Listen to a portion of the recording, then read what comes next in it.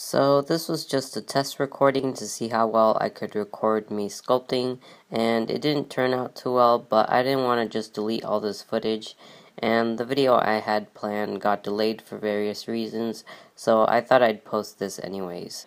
I have tried to cut out the parts where the head wasn't in frame. The camera also ran out of battery several times, so I've lost bits here and there.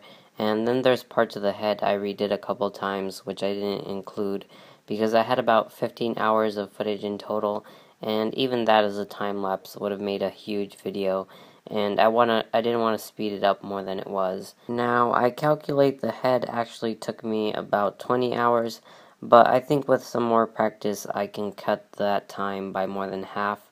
I'm just a bit rusty. It's been a few years since I've done any sculpting, and even then I was only really interested in small figures before. I've never attempted a head this big.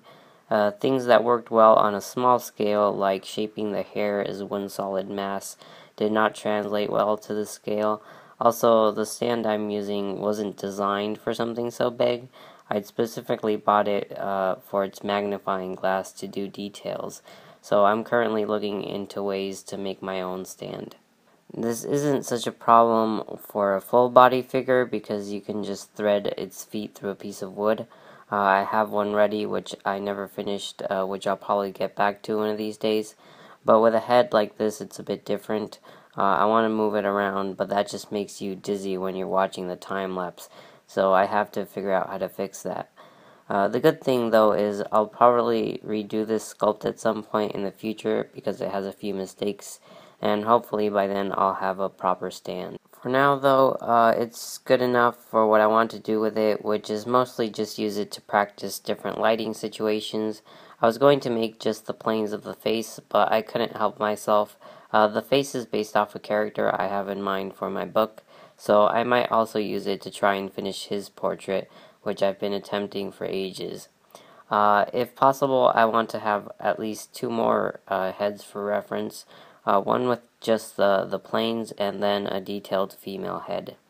I have tried to use 3D models in the past, but there's always something about the free 3D models available that feel off to me. I am currently working on my own, but it's still in the works. I keep having problems with the head looking off when I zoom out because I sculpt so close.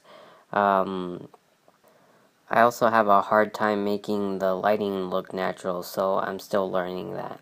After reading the Imaginative Realism book, I thought I'd go ahead and try making a physical sculpt, and although it took a while, it was way less time than what I've worked on the 3D model. The other advantage compared to the 3D model is that I can have the physical model, and then I can also scan it and turn it into a 3D model. It's something I've looked into before but never really attempted, so I'll be trying that. And hopefully I can also use the scan to figure out what the camera focal length should actually be when I'm sculpting, so I can finish the 3D model as well.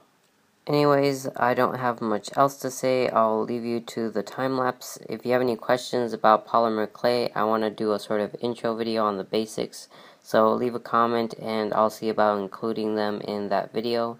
Otherwise, I hope you enjoy the video despite its problems.